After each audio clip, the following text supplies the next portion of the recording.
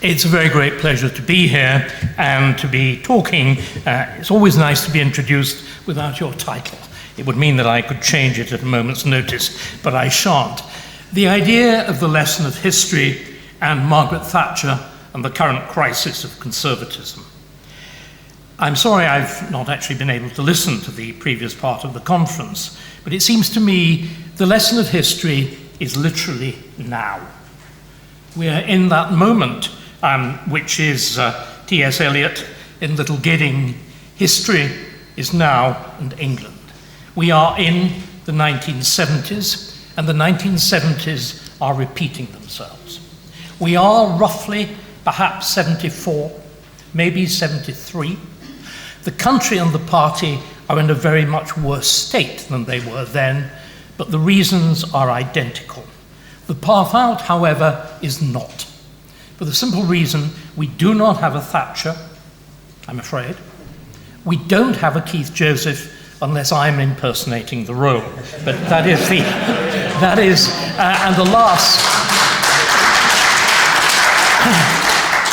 alas, I do not have monkish or even mad monk tendencies, as those who know me well. Or maybe I do, but they're very bad monks, but there we are. Right, as many of them seem to be.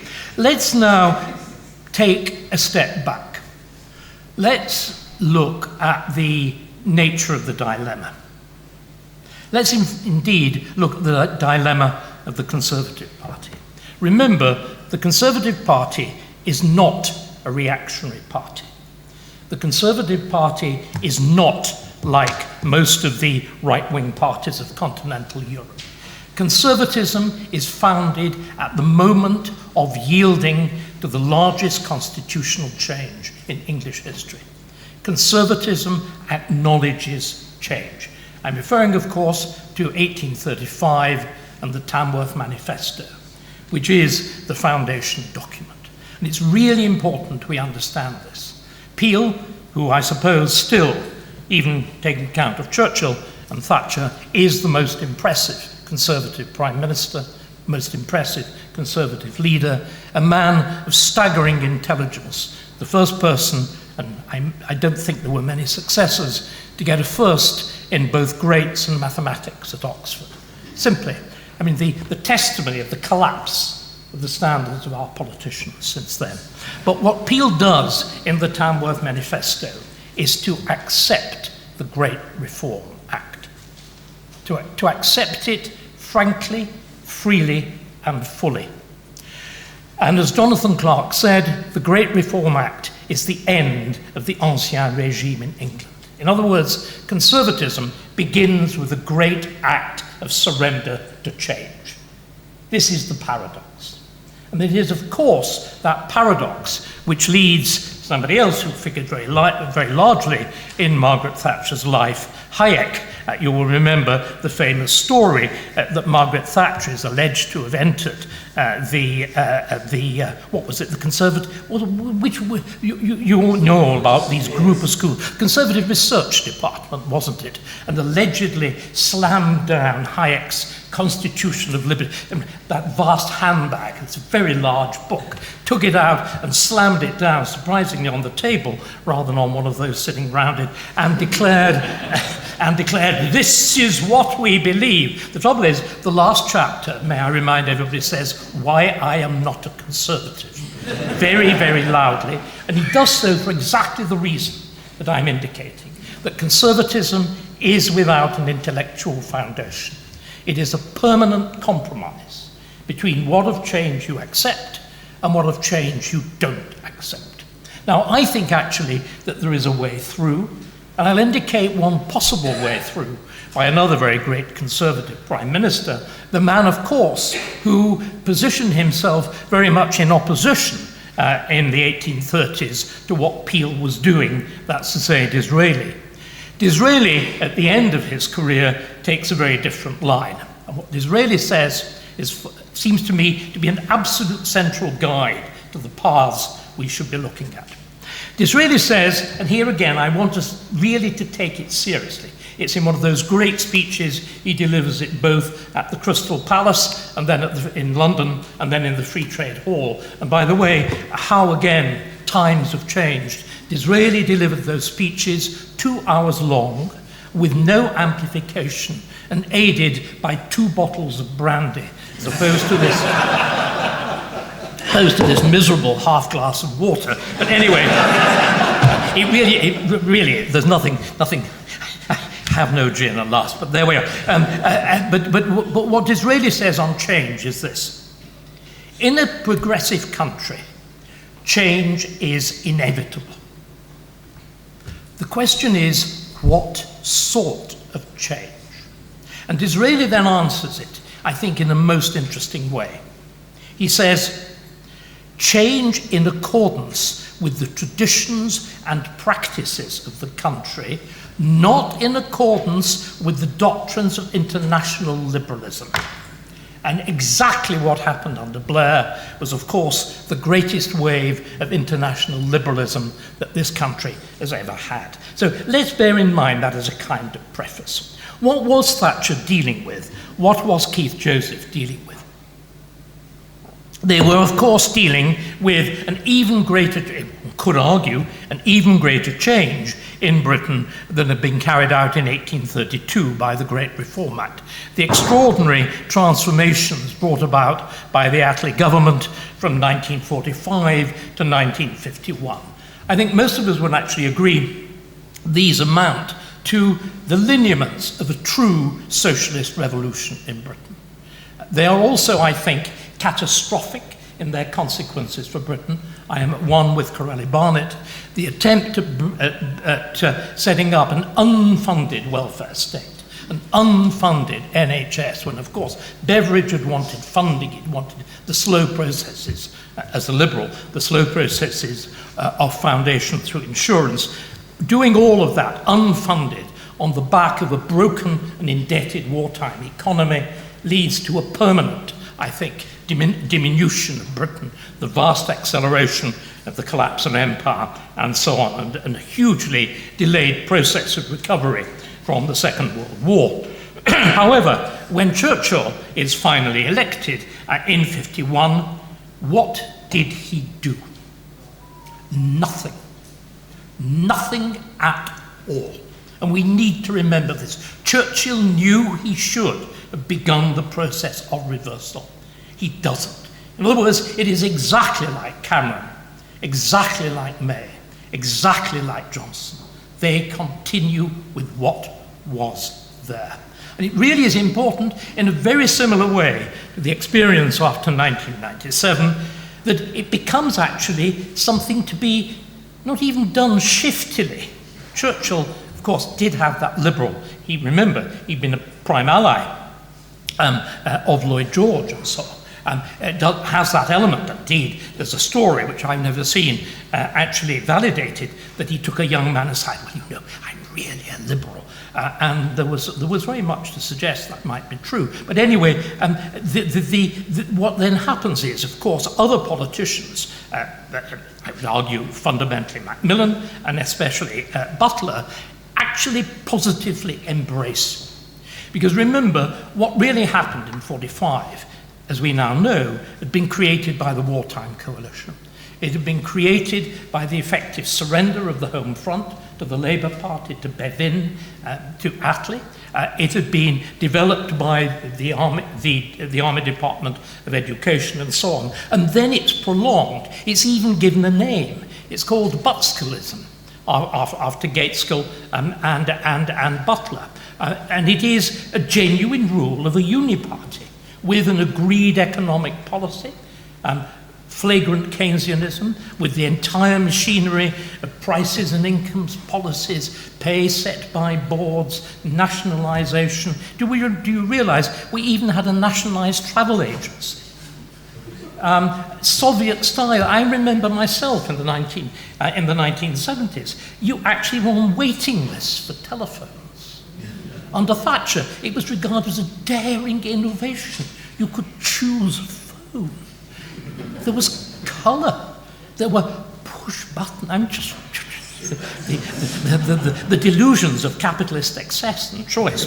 But there we are. In other words, then, what happened in the great crises of the 70s, was a dawning realization that this had happened. The triggering of that dawning realization, it's, of course, the events of 1972, 1973. And once again, the parallels are completely uncanny. We even had an earlier version of Liz Truss. Do we all remember the Barber boom? Anthony Barber. I remember it vividly.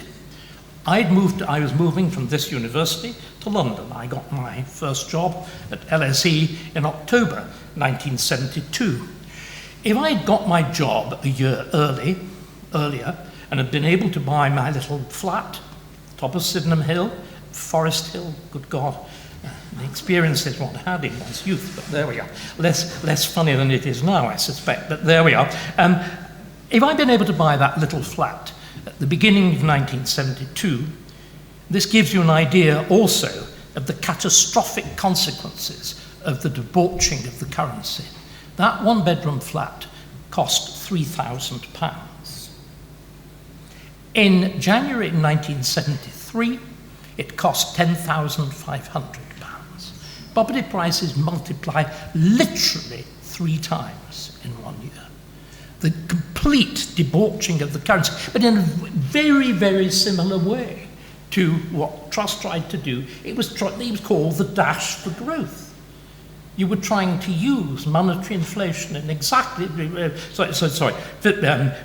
fiscal relaxation in exactly the same way that Truss is, and with very similar consequences. And the consequences with Truss were a little delayed. Conservatives lost power later. Of course, at the time, as it all coincided with the clash with the miners and Heath's going to the country, there was the immediate loss, the double loss, in fact, to Harold Wilson. And it's at that point, of course, and by the way, can we also add, sorry, because I do not believe actually in too much creation of sainthood, I do not believe in hagiography, can we all remind ourselves, Thatcher was fully complicit in this process. She was one of the most radical socialist secretaries of state of education. Yes. Despite snatching milk, she destroyed more grammar schools than anybody else. Yeah?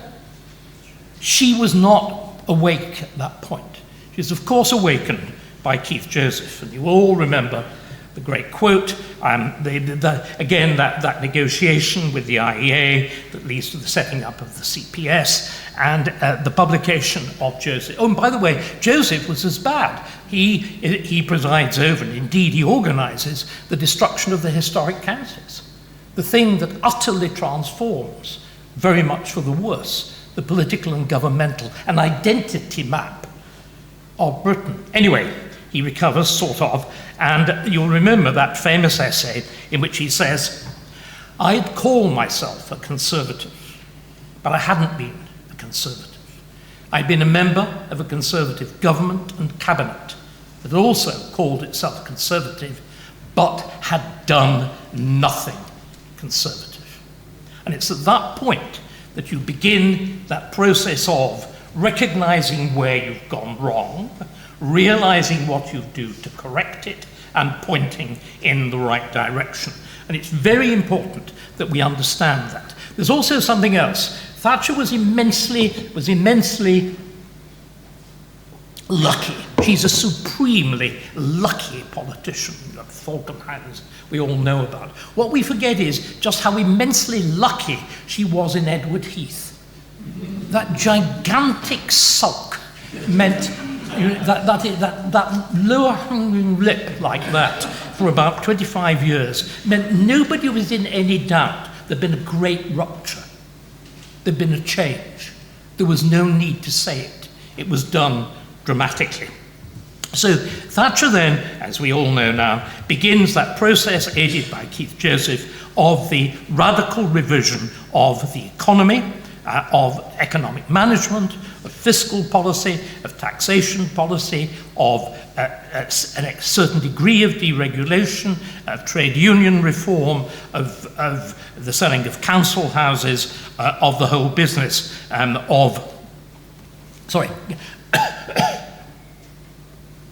the whole business of denationalising and so on.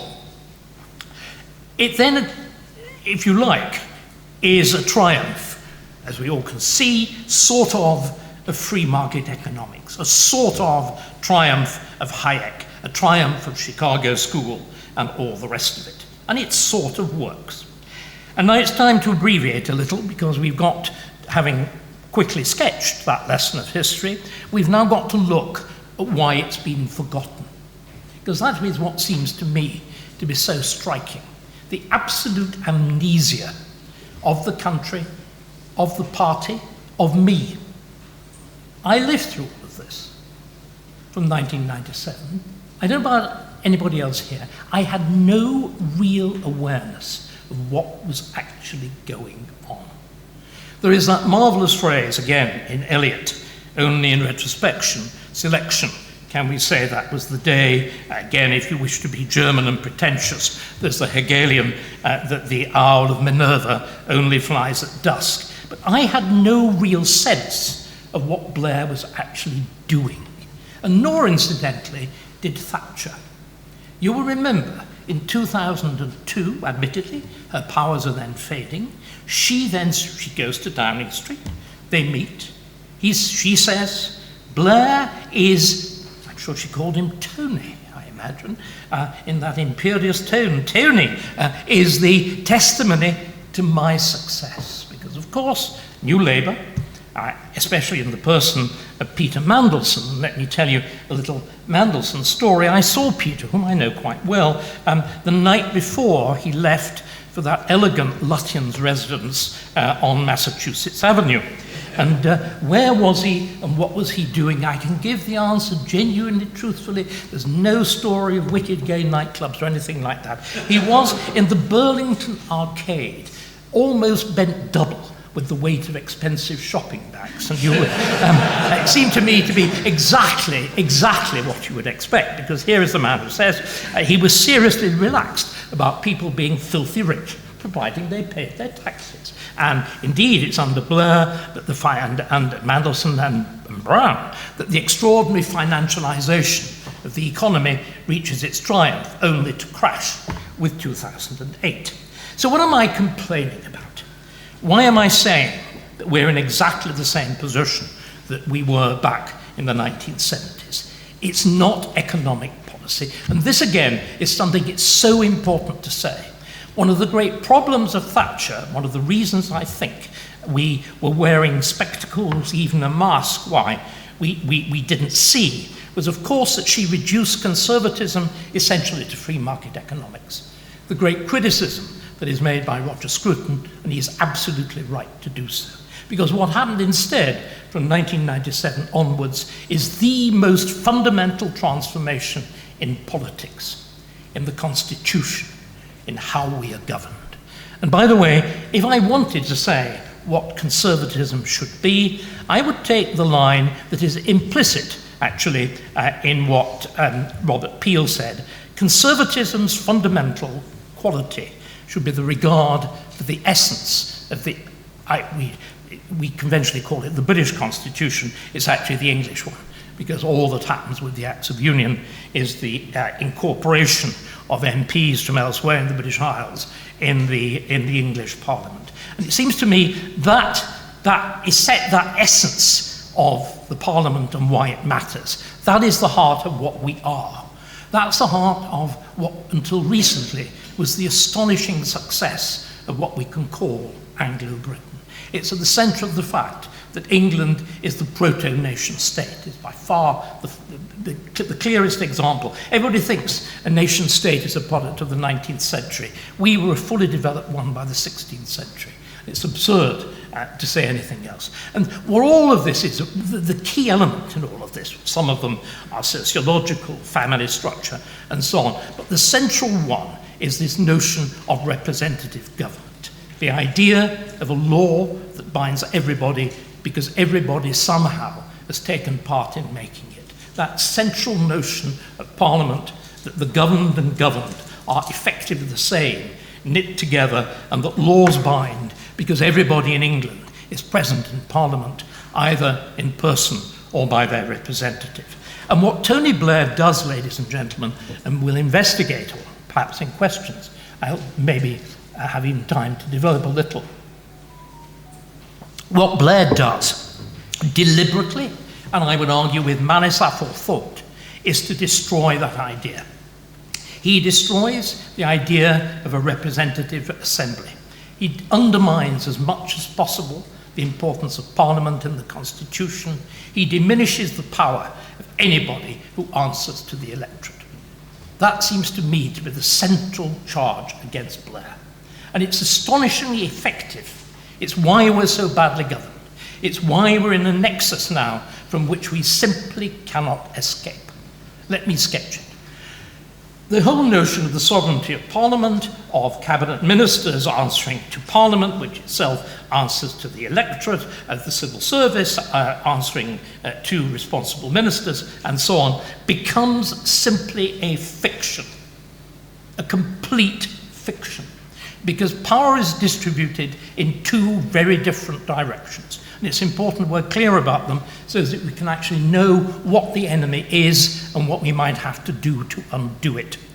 The first direction in which power is devolved away from Parliament, is detached from Parliament, is towards the quango, the quasi-autonomous non-governmental organisation. In other words, the committee of the great and the good, the expert, the expert. And how many of them? Mark, my friend Mark Littlewood, who is better at counting than I am, he has some virtues.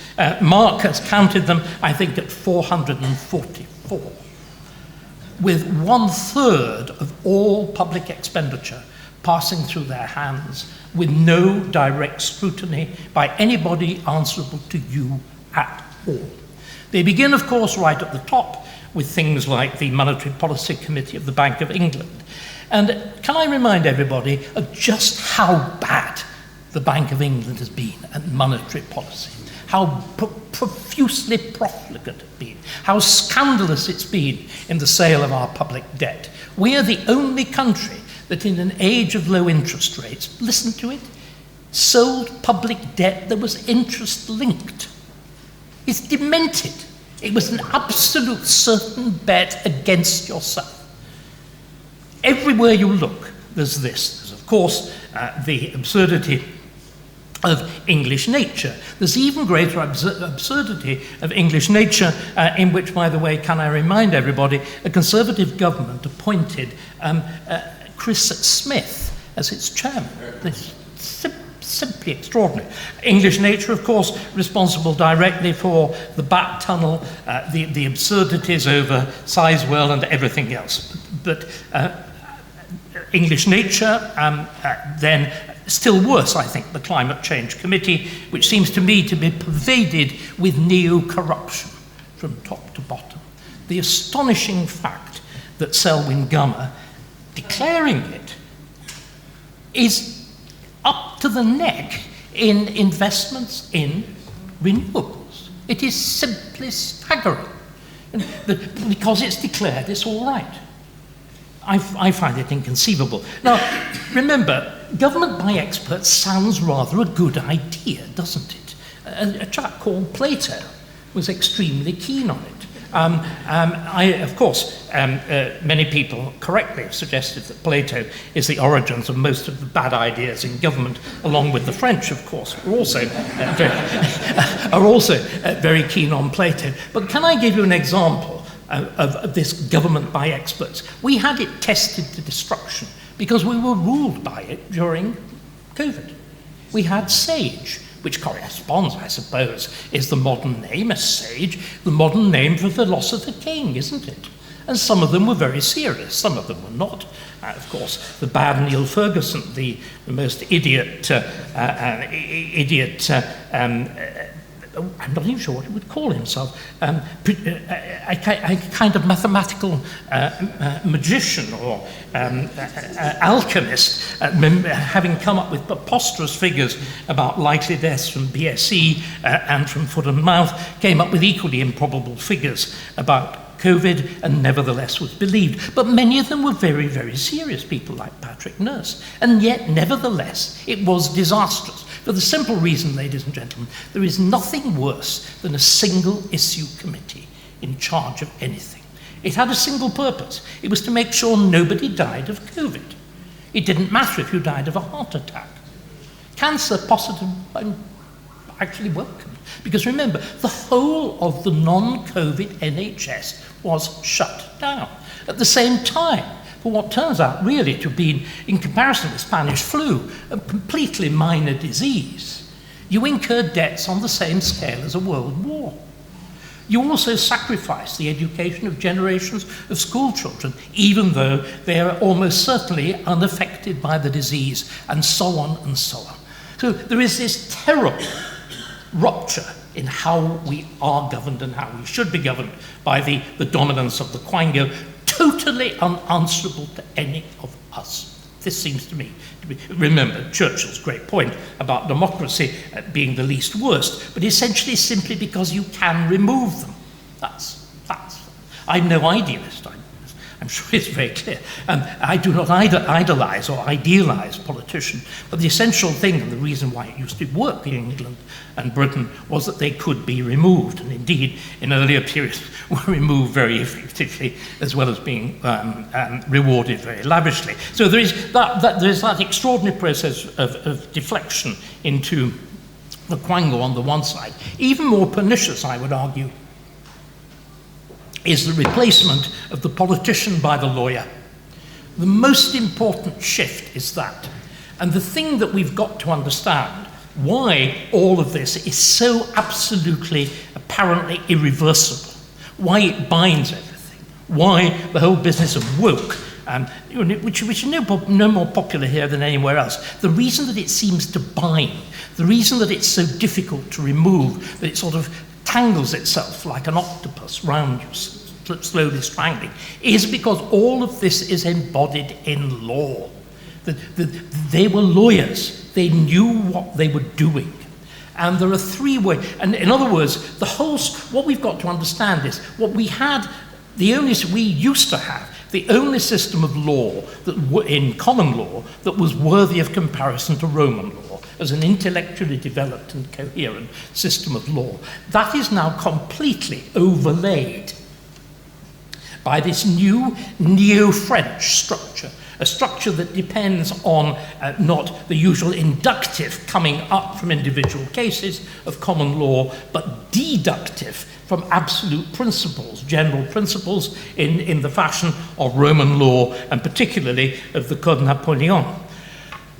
Look at the various elements. First, of course, the incorporation in 97-98 of the European Convention on Human Rights. Now, once again, a very important point. In just the same way that the word expert sounds really good, people in white coats and all the rest of it, similarly, human rights sound wonderful, don't they? How could human rights not be a good thing? Well, I'm going to tell you. But the essential point is, I call it the Paddington Bear of political thought. Human rights have got a sweet little pork pie hat, little luggage label saying Peru round the neck, a sort of little battered suitcase that has got a faint sense that it's an evacuee, or is it Jews being taken to a concentration camp. It's good for you. But ladies and gentlemen, it's not. It is utterly and completely pernicious, and it is wholly opposed not simply to our system of law, but to the very existence of the nation state. I cannot understand how any conservative, though I know right at the beginning even Churchill was seduced by this nonsense, I cannot understand how any conservative can possibly subscribe to such a doctrine. Think about it. Where does the power, where's the authority? Remember, all law in Bentham's great formulation depends on the authority behind it. The authority of law in England, why Peel again, back in those distant days, was able to have the idea of an unarmed police constable, is because you make the law. The law is made by the collectivity of the nation. What collectivity made the What collectivity made the European Declaration of Human Rights, or indeed the Declaration of Universal Human Rights? Answer, none. Fundamentally, if you believe in universal human rights, you believe in a universal human being. You believe in us all being fundamentally the same, that history and tradition, which seem to me to be at the centre of any kind of rational conservatism, are insignificant. You believe, as of course we see vividly from people like the director of the Refugee Council and whatever, that frontiers shouldn't exist, that the refugee is exactly the same as you are, that whatever strangeness of culture, in a moment you will remember he will become a Welsh choir boy. That's what human rights are about. They're an absurd and profoundly dangerous concept. And the full danger is spelt out by the man, even more than Jack Straw, who is responsible for all of this, who was the first law lord, Tom Bingham, a man of apparently noble character, whose pernicious influence on British public life, I would argue, goes even beyond that of Tony Blair. And Bingham writes on delivers a very impressive lecture on these wisely in Australia, where he comes frank. And this is what he says about human rights. Human rights, by definition, are anti-democratic insofar as they are counter-majoritarian. They favour minorities above the majority. And then he goes on and he lists the minorities. Ladies and gentlemen, the mentally sick, Kalokane, Rudakabana, the Roma, those of alien religions. The list goes on. So you can see, and this is really, really important, when we talk about two-tier law, this is not just the Daily Mail. This is not just Robert Jenrick, who is very good at being excited, almost as good as I am in front of a video camera. It's not just them. It is there. It is actually built into the process. Then, even worse, you create, again, at Bingham's instance, the Supreme Court. The moment you do that, it starts to behave like a constitutional court. We saw it in the extraordinary decision in Miller 2, when led by Brenda Hale, she of the Spider Badge, the Supreme Court rules the prorogation of Parliament illegal. It is utterly unthinkable. It is in direct contravention of the Bill of Rights. How did that come about? Bingham again. What Bingham does is completely reinvent the idea of the rule of law. There's been never any public consultation on this. There's been no debate. There's been no involvement of Parliament. But what happened with Bingham, first in a lecture, I'm afraid, in this university, and then developed into a book, Bingham came up with the idea that the rule of law had 8 principal points. Ladies and gentlemen, I have no idea why it was 8. 7 was good enough for God, but Bingham clearly had to go one better. Anyway, 5 of them were totally unexceptional. They're things like the fact that the law should be clear, that its cost should be minimal, that its speed should be maximum. None of these things have excited the faintest interest in lawyers whatever, and of course all the ordinary procedures of law have got hugely worse in the 20 or 30 years since. 3 of these points really did attract lawyers, and listen to it, because it's the key of where we are, the kind of mess that we're in now. The first was, he deduced from the principle of equality before the law that, what?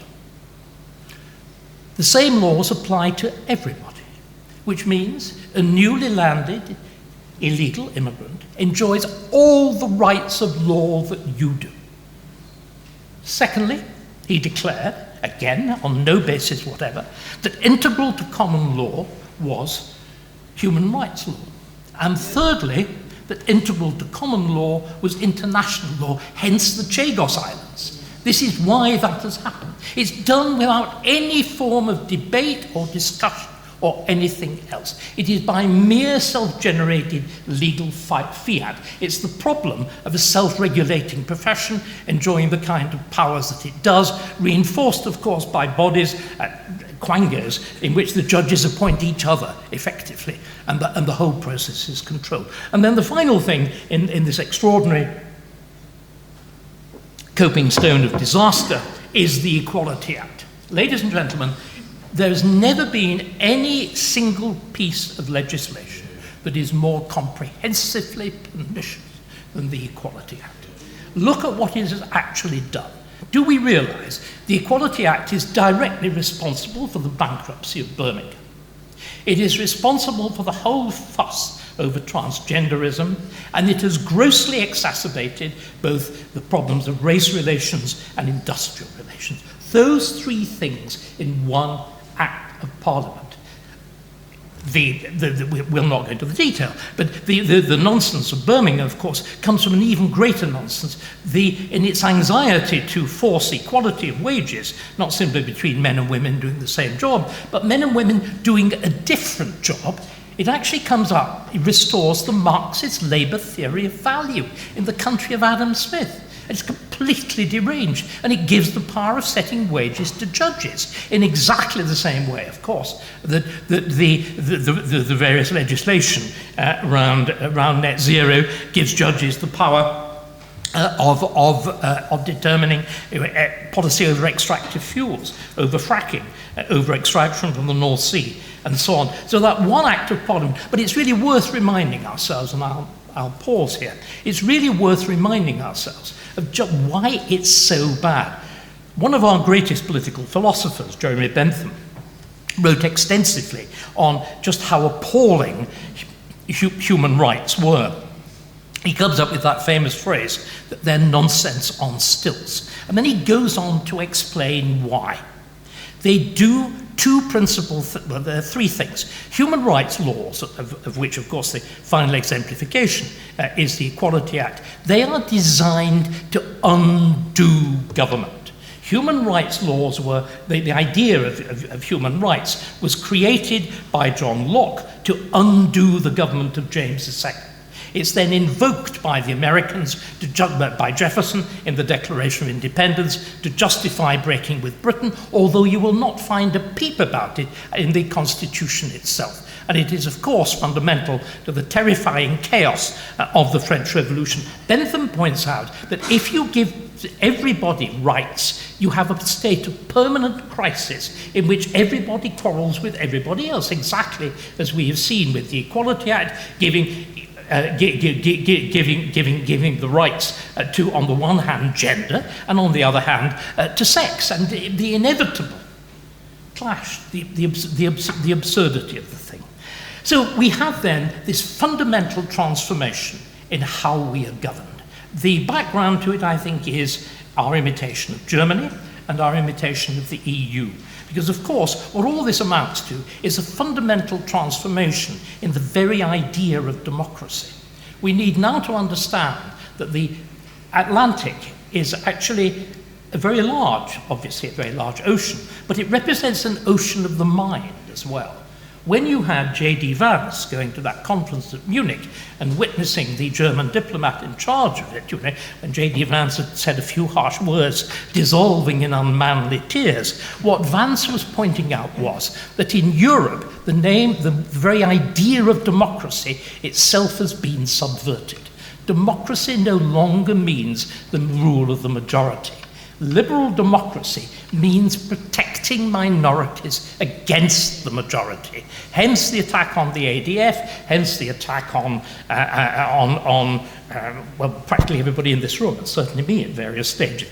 That extraordinary skewing of the process, why we've also had to invent this preposterous word, populism, as a denunciation of what democracy used to be. So what happened? What happened, of course, in 2010 was all of this was accepted enthusiastically. In 2005, when Cameron became leader of the Conservative Party, he announces in his very first speech And you will remember what Disraeli said about liberalism and internationalism. He announces that he wanted a Conservative party where liberals would feel at home.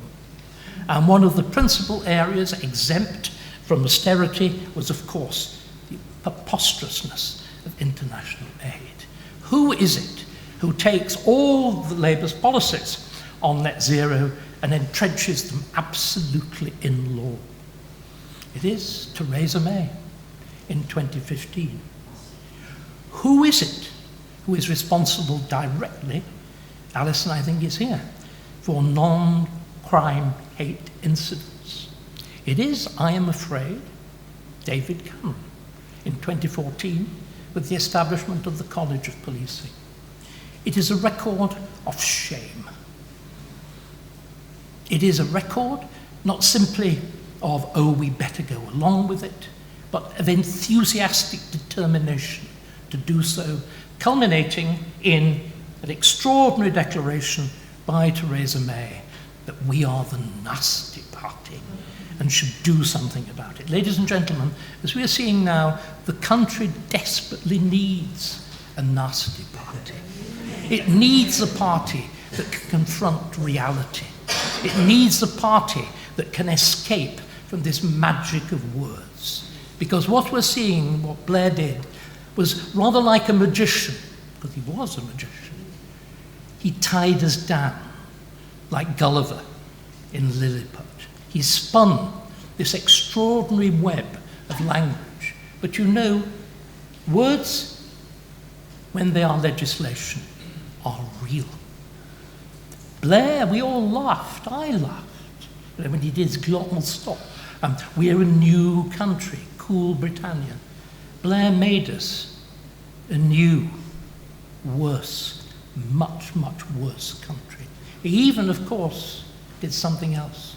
He gave that new country the beginning of a new population. There's that extraordinary phrase of Bertolt Brecht. You may remember the background to it. This is in the early days of the GDR, the German Democratic Republic, when the government somehow had failed to get 100% of the vote and was incredibly cross with the electorate.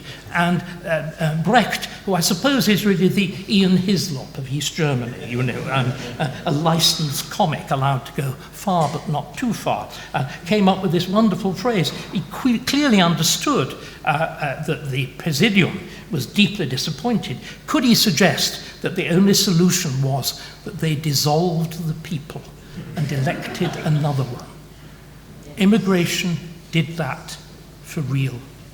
And we made it worse, much, much worse.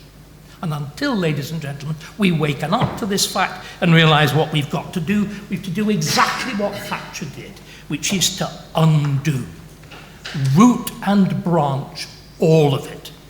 We've got to explain why we got it wrong, because we went along with the Labour Party. We've then got to explain, once you've done that, Mark Littlewood had a splendid Twitter exchange last night over the subject of, was it Rachel McLean, I think it was, saying, we've apologised too much, it's time to stop apologising. No, it's not, until you explain why we got it wrong. If you then explain why we got it wrong, because we were following in the footsteps of Labour, you can see this government is bound to continue to get it wrong, that it cannot escape from the network that it's created itself, particularly with a figure like Starmer as Prime Minister, who represents this terrible legal nexus, and the thing further cemented by the astonishing figure of Lord Hermer, the Attorney General. That's where we are. Whether I fulfil the role of Keith Joseph, you will tell me. Thank you.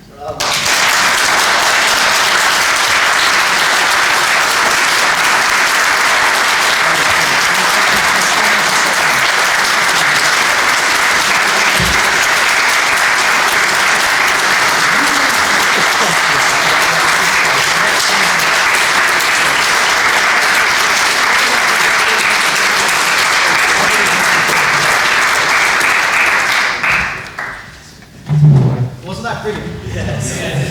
We're going to take questions now. Some helpful advice. Questions should be short and prompt and end with a question mark. That's advice.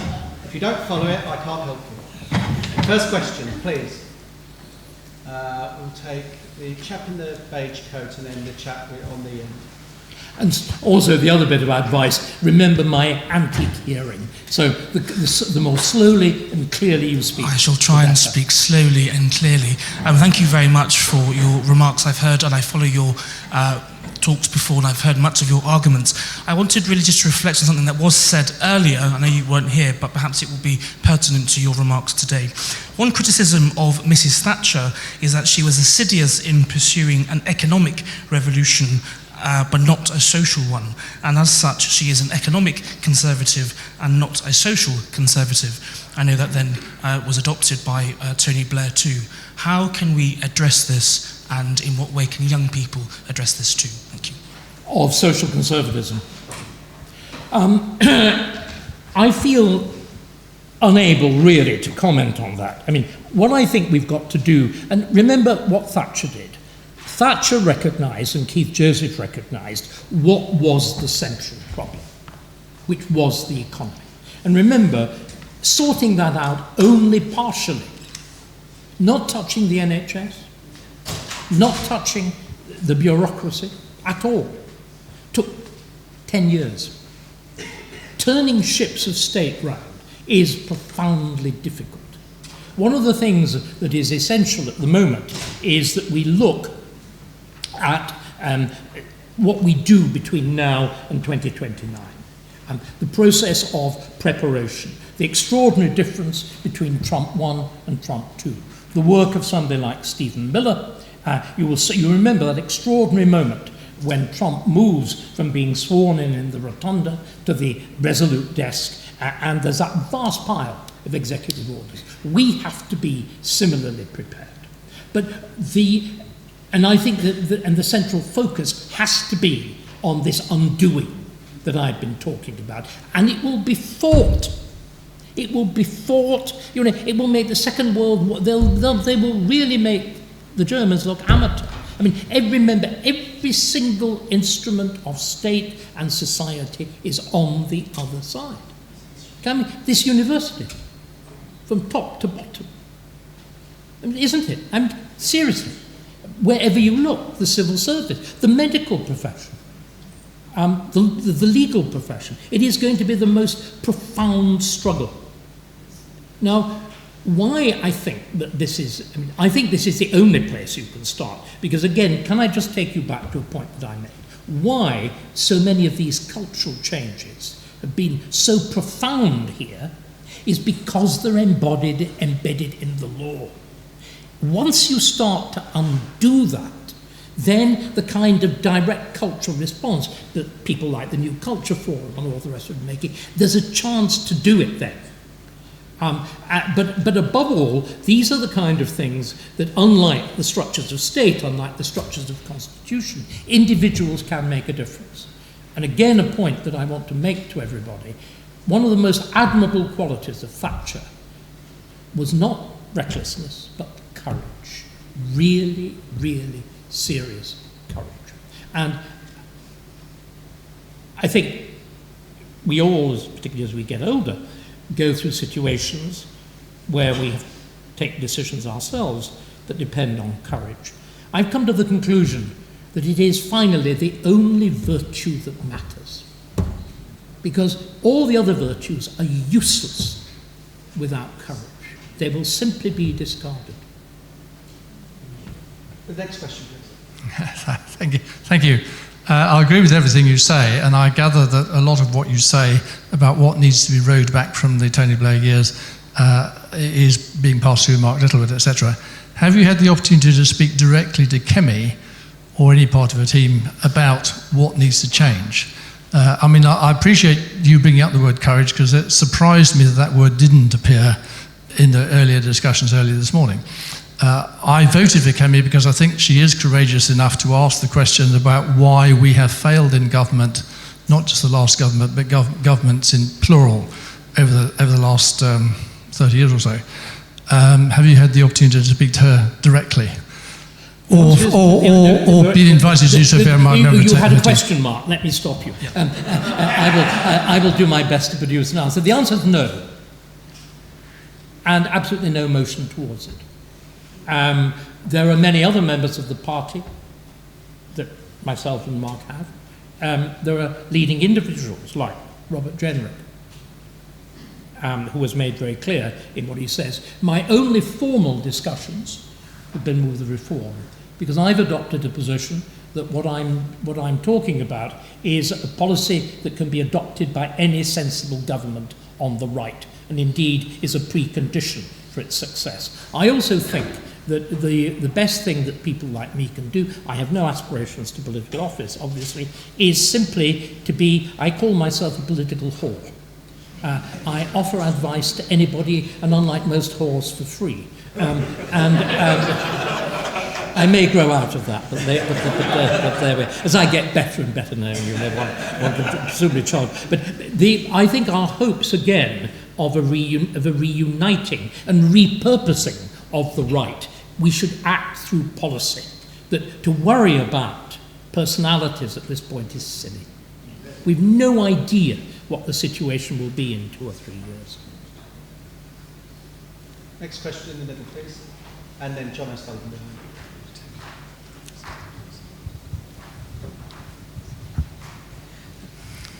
Dr. David Starkey, thank you as always. You have gone further than anyone else I've heard in setting out the path by which Britain can unclip itself from this legalistic net. In your advice to Restore Britain, do you see Restore Britain as the vehicle for that change, and if so, how? I didn't catch. Do you see Restore Britain as the vehicle for change? Yes, indeed, I have. I think, again, sorry, this is what I've said before. I remain a member of the Conservative Party, but I'm completely happy to help Rupert, because he was the first political figure. He was then an important figure in reform who said, gosh, this is a really good idea, I'll throw my weight behind it. And what they are doing allegedly, nominally, is simply to offer advice and to act as a nudge group. And that, I think, is compatible with my membership of the Conservative Party. If, and Rupert knows this, I've told him, if it turns into a political party, I resign. But it seems to me they're doing again what Mark and I are doing with Mark Littlewood and I, and I'm sure he'll comment on this in the next session. What we're doing with PopCon, I'm an absolutely hardcore atheist, except I always call myself a high church atheist because I like smells and bells. Indeed, I've even stayed at Castel Gandolfo, you know, the papal retreat and whatever. But setting all that aside. Now with my joke, I've completely forgotten the point we were making. Restore Britain. Restore Britain. That we. No, it's gone. The point is gone. Oh. Do you see Restore Britain as the vehicle for the changes you want to bring about? No. I've already answered that. I was. Popcorn. You're going to talk about popcorn. Yes. What I was going to. That's right. Sorry, Mark. Thank God. You're used to rescuing me in distress, right? He's very good at dealing with whores in distress. Yes, right. Okay. The point is, I now get to say that what Mark and I are doing is evangelizing. We're trying to spread the word. We're going and talking to group after group, Reform, Conservative, anybody who will listen. Because again, one of the things that's gone most tragically wrong is the complete lack of seriousness about politics, the destruction of any kind of proper political discourse, the terrible influence of PPE politics, of people like Finkelstein, in which everything is just a little tweak and a billion poll here, and 2p on the income tax, or 2p off the income tax, the complete evaporation of political principle in discussion. And people want it. I mean, the thing that we are finding is, again, evangelizing. I suppose one gets carried away, having now declared myself Keith Joseph. Presumably I'm John the Baptist as well, but except he came to a very unpleasant end. But at least Salome was involved. The processes of evangelizing are utterly central, crucial. Everybody can take part. But it's this idea of education. Each one of you who is persuaded by the kind of things that I've been saying, who valued what Thatcher did, you have a duty to say to others, this is how gospel spread. It's not simply informal meetings, it's in ordinary discourse and conversation. There's a terrible sense in the country. Go back to the riots. We want our country back. There's a sense of nostalgia. People know something has been taken away. And I think it goes even further than that. It is that in other words, people subconsciously know that they were once very well governed. We remember, this is the decline of Britain. This is why people like J.D. Vance, why Elon Musk are as interested and concerned as they are. We were the model to the world. Even 40, 50 years ago, Thatcher stood co-equal with Reagan. And the shattering decline. And I think this also leads to something else. What we've learned is conservatism really is important. Conservatism really matters. Burke said political ideas should be rooted in history. Blair, of course, laughed at that. Everything's got to be new and shiny. We've discovered that the new and shiny is crap. Yes, that's right. It's the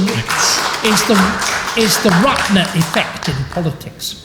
And again, we as conservatives, you remember the wonderful remark about Matthew Paris, that it's not the difficulty is not coming out as gay but as conservative. We've got to be clear that Burke is right, that the past is not a dead thing.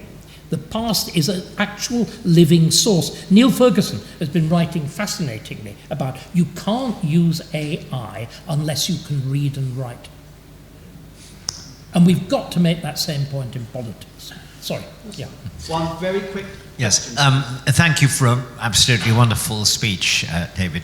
A lawyer, not from the right, someone from the left, told me, from the Bad Law Project, told me how inspired she was by the fact that during COVID, people from ordinary English people, working class, middle class, lower middle class and the rest, turned up presenting an argument based on common law rights and a belief in free speech, and found themselves baffled by the terminological complications of modern EU and derived law, which in a sense abolished free speech except in narrow circumstances as a human right, as a form of human rights. If we're going to get anywhere, these people are going to have to be aroused and brought onto our side in defense of the principles that you articulated so powerfully. Do you think that can be done, A? And if it is going to be done, how are we going to overcome the resistance within the Conservative Party to that kind of appeal? The answer is I don't know. Again, I was asked, and I'll say this publicly, I was asked at an earlier event, what would be my advice to the leader of the Conservative Party? My answer was resign. Until there is a completely fresh attitude. We've also got to have, again, the contempt for the electorate on the part of almost all politicians. I find shocking. I've got the kind introduction, and by the way, I wrote it, that you read out, referred to, I suppose, my gift at exposition. I think very complex things can be made entirely clear and easily understood, but only if you understand them yourself. The corruption of political discourse is a product of politicians who don't know anything and resort to this preposterous jargon at pace Why did we need to replace quickly? You know, I mean, just there's an entire. I mean, Starmer is the incarnation. He speaks like an automaton. And really, one of the great virtues of Farage is at least he speaks basic human. But we have this entire wonderful rhetorical tradition. We built entire monuments around this. Why does the National Portrait Gallery exist? To offer those examples. Why those great statues in Westminster, in the Abbey, in St. Paul's? The Victorians in the 18th century constructed the names of squares, the statues in squares. The wonderful fact, I always point out that as a symbol of our astonishing accretive ability, that there is a statue of Charles I at the head of Whitehall, and there's a statue of Cromwell at the bottom, the man who cut his head off. There is James II in front of the National Gallery, and in the square named for James II, there is William III who dethroned him. The whole city, the whole West End of London was conceived of as a political essay. Demonstrating exactly how our history works, vastly more effectively than the neo-fascist grandiosities of Washington. But we at least the Americans, because of their idolizing the constitutional hagiography, have some awareness of this. Because we've abandoned teaching history properly, we spend all our time worrying about slavery and witchcraft. And that's what is taught in schools. But we have to. It's very simple. We have to start somewhere. We've started. The process has begun. Thanks to Elon Musk smashing the leftist monopoly on Twitter, we have vehicles, and we have things like YouTube and everything else, which are not amenable yet to the formal machinery of censorship. We have the Free Speech Union.